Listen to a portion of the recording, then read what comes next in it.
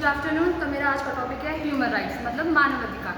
मानव अधिकार वे अधिकार है जो प्रत्येक मनुष्य को जन्म से ही प्राप्त होते हैं, चाहे उनकी राष्ट्रीयता, जाति, लिंग, भाषा, धर्म कुछ भी हो।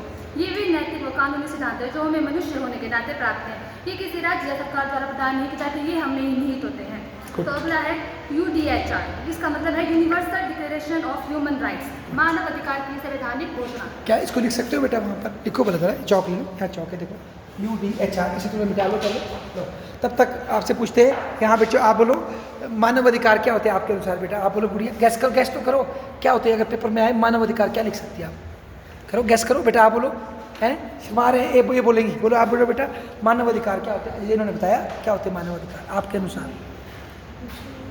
जो अधिकार, हाँ, जो हमारे लिए बनाए गए हो कि हमें मतलब कि जो मनुष्य के लिए बनाए गए होते हैं, जैसे कि जीवन जीने का अधिकार है ना, शिक्षा का अधिकार।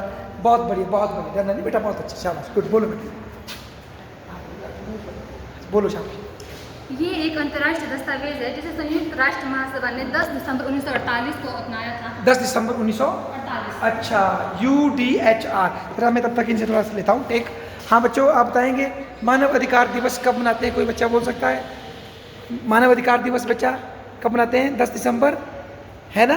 क्यों मनाते हैं? क्योंकि मैडम ने बताया 10 दिसंबर को इनकी घोषणा हुई थी। शाबाश बेटा, बोलो। यह घोषणा दुनिया भर के सभी मनुष्यों के लिए मौलिक अधिकारों और स्वतंत्रताओं की रूपरेखा प्रस्तुत करती है, जिसमें जीवन का अधिकार, स्वतंत्रता, समानता, अभिव्यक्ति की स्वतंत्रता और गैर भेदभाव जैसे पहलू शामिल है। द्वितीय विश्व युद्ध के दौरान हुई क्रूरता और युद्ध अपराधों के जवाब के इस घोषणा को स्वीकार किया गया था। रुको, देखो क्या बात बोली, कितनी बात बोली उन्होंने। सेकेंड वर्ल्ड वॉर के दौरान जो क्रूरता हुई थी, एक बार हम पहले बात करे थे, जो हिटलर ने अपने देश में बहुत से बेगुनाह लोगों को गैस के चैम्बर में रख के मारा, है ना, और कई और जगह भी बेगुनाह लोगों पर जो हिंसा हुई। उसके बाद ये विचार हुआ क्यों ना हम दुनिया के लिए कुछ अधिकारों की क्या बनाएं, सूची। तो तब ये मानव अधिकारों की घोषणा हुई। बहुत अच्छा बेटा, और बोलो शाबाश। यह एक संधि नहीं है, इसीलिए कानून रूप से बाध्यकारी नहीं है, लेकिन इसके सिद्धांतों को व्यापक रूप से अपनाया गया है। अच्छा, एक मिनट रुको, कितनी बात बताओगे उन्होंने? ये कोई संधि नहीं है। देखो ये जो मैडम बोल रहे ना, UDHR 10 दिसंबर 1948, ये कोई संधि नहीं है, ये सिर्फ घोषणा है। और बाद में इस घोषणा को लेकर के कई देशों ने, इवन UNO ने इसको अपनाया है, ऐसा बताया। शाबाश। और कई राष्ट्रीय कानून और अंतर्राष्ट्रीय संधियों में इसे शामिल किया है। गुड, कई कानूनों में और संधियों में इसको शामिल किया गया। इसमें कुल 30 अनुच्छेद हैं जो विभिन्न प्रकार के अधिकारों को शामिल रखते हैं, जिनमें नागरिक, राजनीतिक, आर्थिक, सामाजिक, सांस्कृतिक अधिकार शामिल है। UDHR को अपनाने की याद में हर साल 10 दिसंबर को मानव अधिकार दिवस मनाया जाता है। संयुक्त राष्ट्र 30 बुनियादी मानव अधिकारों को मान्यता देता है जो हर व्यक्ति को हर समय प्राप्त होते हैं, चाहे उसका देश कोई भी क्यों ना हो। गुड। 30 मानव अधिकार है। सबसे पहला है सभी मनुष्य स्वतंत्र और समान है। रुको, स्लो ना, पहला क्या बोला आपने? सभी मनुष्य स्वतंत्र और समान है। गुड, सभी मनुष्य स्वतंत्र और समान है। एक्सप्लेन करो। सभी मनुष्य किसी साथ भी जाति, धर्म, लिंग के आधार पर भेदभाव नहीं किया जाता, ना ही ऊंच नीच का भेदभाव किया जाता है। सभी मनुष्य एक बराबर है, सबको एक जैसा समान अधिकार है। रुको, पूछते हैं इनसे। अच्छा आप बोलो बेटे, अगर क्या सभी मनुष्य अगर समान हो तो समाज का अच्छा होगा या बुरा होगा? बोलो। अच्छा, क्यों? क्योंकि सारे मनुष्य समान हो गए। पर बेटा क्या बता सकती है, कोई होता है, देखो कोई इंटेलिजेंट होता है, कोई थोड़ा कम इंटेलिजेंट होता है, कोई बहुत पढ़ा लिखा होता है, फिर उनको समान कैसे माने वो? कि तब भी उनको समान मानना पड़ेगा। आप बोलो, आप करो। अच्छा, वो अपने ऊपर डिपेंड होता है। तो पर ये किस तरह की समानता की बात कर रहे हैं इसमें? सर मैं तो बिहार क्लास वो तो कोई बात नहीं, पर कोई आप समझे कि भाई वो ना सभी मनुष्य समान है, पर मैं ये तर्क ले रहा हूँ कि भाई कोई मनुष्य में तो फर्क भी होता है ना।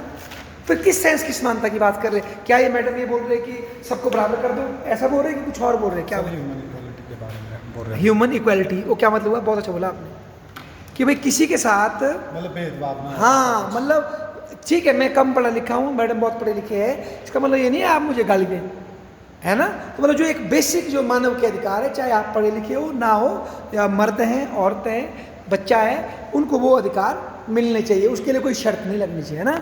अच्छा आगे बोलो बेटे। अगला है कोई भेदभाव नहीं। प्रत्येक व्यक्ति को बिना किसी भेदभाव जैसे कि जाति, रंग, लिंग आदि के आधार पर कोई भेदभाव नहीं किया जाता। इसके अलावा किसी व्यक्ति के देश या क्षेत्र की राजनीतिक अधिकार क्षेत्र या अंतर्राष्ट्रीय के आधार पर भी कोई भेदभाव नहीं किया जाएगा। शाबाश। अगला है जीवन का अधिकार। प्रत्येक व्यक्ति को जीवन, स्वतंत्रता और व्यक्तिगत सुरक्षा का अधिकार है। उससे अगला है कोई गुलामी नहीं, किसी को भी गुलाम या दासता में नहीं रखा जाएगा। गुलामी और दास व्यापार सभी रूपों से निषिद्ध है। रुको, बोला पहले आपने दूसरा बताया था, पहले जीने का अधिकार ना, जीवन का अधिकार बताया था पहले। सभी मनुष्य एक समान, कोई भेदभाव नहीं, जीवन का अधिकार। जीवन का अधिकार। कोई बच्चा बता सकता है हमारे देश के अपने संविधान में भी है जीने का अधिकार कि नहीं? गैस करो, होना कि नहीं? नहीं होना रहा। मौलिक अधिकार में है जीने का अधिकार, नहीं होना। आप बोलो बच्चों, गैस कर सकते हैं? सर छुपाने से, सर उठाने से बात बनेगी? है या नहीं? बोलो ना या हाँ, बोलो कुछ नहीं होता। है हमारे देश में होना संविधान में जीने का अधिकार कि नहीं? गैस करो, बोलो बेटा। याद इनको मत देखो, मेरे को देखो, सीधे बोलो है कि नहीं आपके हिसाब से? नहीं भी हो सकता है, नहीं है, ठीक है। आप बोलो है कि नहीं? नहीं, ठीक है। आप बोलो बेटा, है हमारे देश के संविधान में जीने का अधिकार या नहीं? नहीं हो सकता ना। कोई और बच्चा है या नहीं? गैस करो। मेरे ख्याल से है। आर्टिकल 21 चेक करो, है ना। आर्टिकल 21 में हम सबको, आप सबको, मुझको इज्जत के साथ जीने का क्या है? अधिकार। जीने का ये नहीं कि भाई मुझे कुत्ते की तरह बांध दिया आपने, टॉमी चल, ऐसा नहीं। इज्जत के साथ जीने का अधिकार आर्टिकल 21 में दिया है हमारे संविधान में, इनसे इंस्पायर्ड है। अच्छा, अगला क्या बोला बेटा आपने? शाबाश। तीसरा अगला है कोई यातना और अमानवीय व्यवहार नहीं, हाँ। किसी को भी यातना नहीं, इससे पहले था आपने वो दास, गुलामी नहीं। हाँ, गुलामी नहीं। अच्छा, बहुत अच्छा। क्या आप जानते हैं एक ज़माने में गुलाम होते थे? सुना है सर आपने? गुलाम होते थे, कभी देखे गुलाम आपने? आप तो देखे तो नहीं, मूवीज़ वगैरह देखी गुलामों पे। पहले बेटा जो लड़ाई में आ रहे थे उनको गुलाम बनाते थे, मतलब प्राचीन समय में, मध्यकाल में। फिर क्या हुआ, जब गोरे लोग अफ्रीका गए, उन्होंने बहुत संख्या में वहाँ से काले लोगों को गुलाम के रूप में लाया, दास प्रथा। जरा आप वीडियो वगैरह देखना, आप हैरान हो जाएंगे, उठा के संगलों में बांध के। तो अब ऐसी कोई दास प्रथा नहीं होगी। मान लो जैसे मैंने इनका कर्ज नहीं दिया, ठीक है, इनका कर्ज बहुत है मेरे ऊपर, ठीक है, ये मेरी ज़मीन ले सकते हैं, पर मुझे अपने खेत में दास नहीं बना सकते, वो नहीं कर सकते आप, ठीक है ना। बॉन्डेड लेबर नहीं कर सकते आप। हमारे देश में भी कानून पास है, किसी को आप अपने घर में ज्वारी रख सकते, परमानेंट, बिना पैसे दिए, ज़बरदस्ती ना, चाहे वो कितना भी कर्जा लिया उसने आपसे, क्योंकि वो उसकी ज़िंदगी का अधिकार है। अगला चौथा क्या बोला आपने? बहुत अच्छा बोला। कोई यातना और अमानवीय व्यवहार नहीं, किसी को भी यातना या क्रूर, अमानवीय या अपमानजनक व्यवहार का नहीं कर सकता, उसे दंड दिया जाएगा। क्या बात है। कानून का उपयोग करने का समान अधिकार। प्रत्येक व्यक्ति को हर जगह कानून के समक्ष समान समझा जाता है, एक व्यक्ति के रूप में मान्यता प्राप्त है।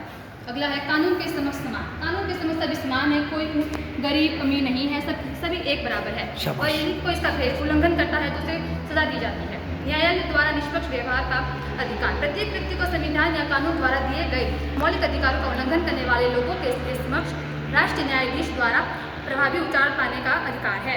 अनुचित हिरासत नहीं, किसी को भी मनमाने ढंग से गिरफ्तार, नजरबंद या निवासित नहीं किया जा सकता।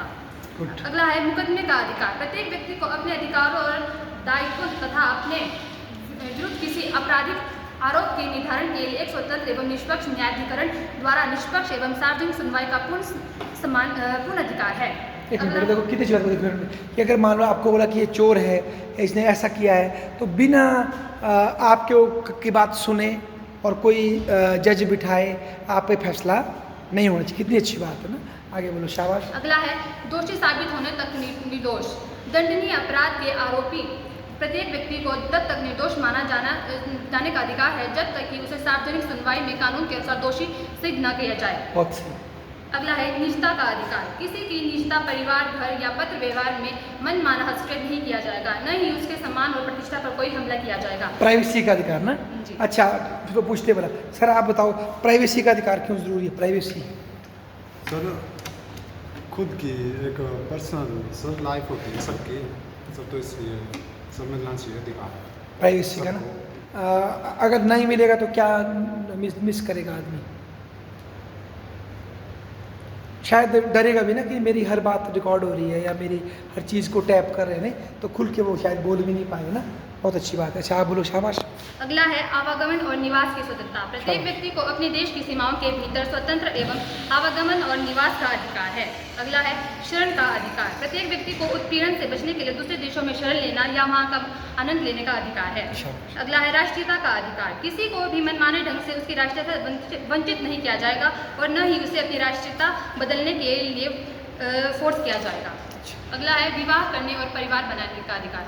सभी को विवाह करने व परिवार बनाने का अधिकार प्राप्त है। चीज़ों के स्वामित्व का अधिकार। प्रत्येक व्यक्ति को अकेले या दूसरों के साथ मिलकर किसी संपत्ति रखने का अधिकार है। किसी को भी मनमाने ढंग से उसकी संपत्ति से वंचित नहीं किया जाएगा। अगला है विचार और धर्म की स्वतंत्रता। सभी लोगों को अपना धर्म मानने, उसका प्रसार करने की अधिकार प्राप्त है। उससे अगला है राय और अभिव्यक्ति की स्वतंत्रता। सबकी अपनी अपनी राय होती है, इससे हर व्यक्ति को अपने अभिव्यक्त करने का अधिकार प्राप्त है। एकत्र होने का अधिकार, शांतिपूर्ण ढंग से किसी समुदाय में एकत्र होने का अधिकार सबको प्राप्त है। अगला है लोकतंत्र का अधिकार। प्रत्येक व्यक्ति को अपने देश की सरकार में प्रत्यक्ष रूप से या स्वतंत्र रूप से चुने गए प्रतिनिधियों के माध्यम से भाग लेने का अधिकार प्राप्त है। अगला है सामाजिक सुरक्षा का अधिकार। समाज के सदस्य के रूप में प्रत्येक व्यक्ति को सामाजिक सुरक्षा का अधिकार प्राप्त है। अच्छा एक मिनट, इसको पूछते जरा, मैं वर्ड थोड़ा टफ है ये, सामाजिक सुरक्षा, गैस करते जरा ना बेटा, आप कष्ट फिर कष्ट जाओ, आप बहुत अच्छे हो। अच्छा बच्चों आप बताओ, गैस करो सामाजिक सुरक्षा क्या होती है, गैस करो फिर से, कि कोई किसी को अटैक ना करे, कोई किसी को लूटे ना, ये होती है सामाजिक सुरक्षा। कुछ और सुना कभी ये वर्ड सामाजिक सोशल सिक्योरिटी? बोलो बच्चों, गैस किए कभी? सोशल सिक्योरिटी, सामाजिक सुरक्षा कभी सुना होगा आपने? नहीं सुना? नहीं लग रहा बेटा? ये मानने फिर सर आप बोलते सोशल सिक्योरिटी क्या होती है? सोशल सिक्योरिटी, हाँ सोशल सिक्योरिटी बोला ना, सामाजिक सुरक्षा, जो मतलब सोसाइटी के कि भाई कोई रात को जाके किसी को मारे ना है, इस तरह का ना, कि कोई किसी को लूटे ना, है ना? एक तरह से मतलब जो सोसाइटी में जो सिविलियंस होते हैं उनके लिए जो फैसिलिटी भी हो सकती है सर, हाँ। मतलब सिक्योरिटी भी। देखो बेटा इसका पता क्या है, इस वर्ड से ना कभी आप धोखा मत खाना। ऐसे मैडम ने पढ़ा सामाजिक सुरक्षा, ये धोखा देता है। बंदा सोचता है समाज की रक्षा गुंडे गांडे से, वो नहीं है, वो तो लॉ एंड ऑर्डर होता है। समाज सुरक्षा का मतलब होता है, मान लो किसी के पति की डेथ हो गई और वो बेचारी हाउसवाइफ है, तो वो निर्भर है, उसको कुछ हेल्प करना, या कोई बुजुर्ग है उसको हेल्प करना, कोई बच्चे जो मतलब अभी पढ़ रहे हैं, वो होती है सामाजिक सुरक्षा। सामाजिक सुरक्षा ये नहीं होती कि गुंडों को रोकना, वो पुलिस वाला काम है। सामाजिक सुरक्षा मतलब कमज़ोर लोगों की हेल्प करना। शाबाश बेटा, कोई बात नहीं। अगला है काम करने का अधिकार। सभी को अपनी आजीविका कमाने के लिए काम करने का अधिकार प्राप्त है, किंतु कोई वैध कार्य होना चाहिए, अवैध कार्य नहीं। आराम और अवकाश का अधिकार। प्रत्येक व्यक्ति को आराम और अवकाश का अधिकार प्राप्त है, जिसमें कार्य घंटों की उचित सीमा और वेतन सहित आवधिक छुट्टियां शामिल है। शाबाश। अगला है सामाजिक सेवा का अधिकार। प्रत्येक व्यक्ति को अपने और अपने परिवार के स्वास्थ्य और कल्याण के लिए पर्याप्त जीवन स्तर का अधिकार है, जिसमें भोजन, वस्त्र, आवास, चिकित्सा देखभाल और आवश्यक सामाजिक सेवाएं शामिल है। और बेरोजगारी, बीमारी, विकलांग, विधवा, वृद्धावस्था या उसके नियंत्रण से परे परिस्थितियों में सुरक्षा का अधिकार है। अगला है शिक्षा का अधिकार। सभी को शिक्षा का अधिकार दिया जाता है, प्राथमिक शिक्षा फ्री दी जाती है। अगला है सांस्कृतिक और कला का अधिकार। प्रत्येक व्यक्ति को समुदाय के सांस्कृतिक जीवन में स्वतंत्र रूप से भाग लेने का अधिकार है। कलाओं का आनंद लेने का, वैज्ञानिक प्रगति और उसके लाभों में हिस्सा लेने का अधिकार है। वाह, एक मिनट को बोला पूछते, कल देखो कल छुट्टी है ना? छुट्टी किसी की छुट्टी सर? कल सर साथ जाएगा। साझा क्या होता है? जूब गैस देते हैं, मतलब जूब देते, बड़ों को जूब। ठीक है। तो अगर मान लो सरकार इस पे बैन लगा दे तो क्या नुकसान होगा? ये संस्कृति बोला ना, संस्कृति है ना ये। सरकार लगाएगी सर। हाँ नहीं लगाएगी ना, क्यों नहीं लगाएगी बोलो? सर हमारे मतलब ट्रेडिशनल कल्चर है हमारा। हाँ तो ये इन्होंने बोला सांस्कृतिक अधिकार, तो इससे क्या फ़ायदा है? जूब दे के क्या फ़ायदा है बताओ, क्या सीखेंगे नए बच्चे जूब देने से? सर हमारा कल्चर है सर, ये कल्चर है, कल्चर का एक फेस्टिवल पार्ट है, तो इससे बच्चे क्या सीखेंगे? अगर बोले इस दिन इसके जूब देने के बजाय बच्चों को और भी बनता पीटी कराओ, बोलो ना सांस्कृतिक अधिकार जरूरी, आप भी बोल रहे, तो क्या फ़ायदा है इसका? आप बोलो भाई लड़की, आप हिंदी पढ़ते हैं क्या पढ़ते हैं? हाँ तो आप बड़ी विद्वान है, बताओ जरा गैस करो। अगर हम लोगों को अपने कल्चर को सेलिब्रेट करने का अधिकार ना मिले तो क्या नुकसान होगा? सोचो बोला, प्रश्न है ना ये।